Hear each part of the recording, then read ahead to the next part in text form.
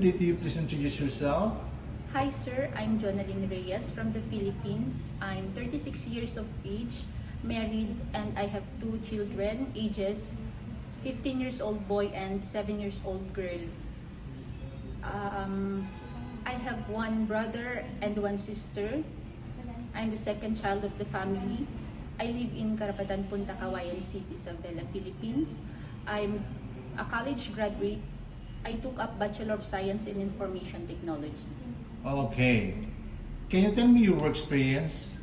My work experience are cleaning, washing, ironing, and taking care of kids of ages 5 years old girl and 2 years old boy.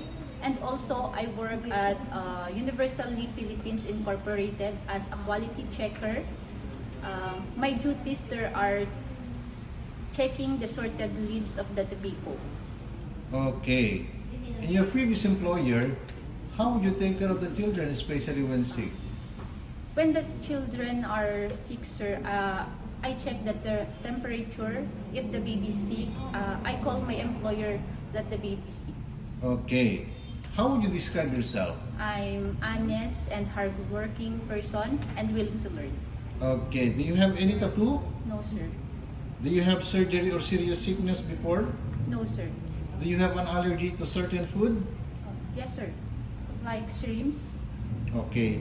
Do you smoke and drink alcohol? No, sir. Why do you want to work abroad? I want to work abroad because I want to provide my family and especially the future of my children. If you get hired, you will take care of your children. My mother and my in-laws, sir. If you're homesick, what would you do? I'll focus on my work and remind myself that I need this job to... Okay. What time do you usually sleep and wake up when you were working? I sleep in 10 p.m. and wake up 5 a.m. in the morning. Are you the one who do the cooking and marketing at home? Yes, sir. Sometimes kids are super active and they tend to be out of control. How would you control your temper? I must be more patient and calmer with dealing with them, sir. Okay. Do you accept no day off but to be paid instead by your employer? Yes, sir. When you visit the parents, relatives, and friends of your employer, will you help and do the housework there? Yes, sir. Okay.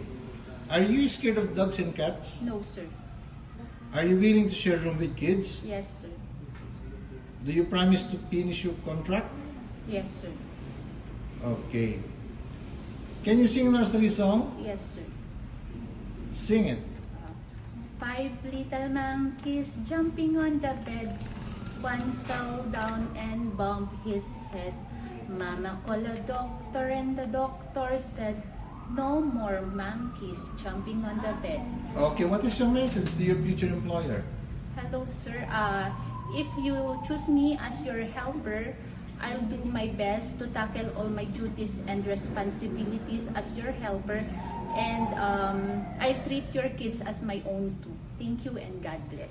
Okay.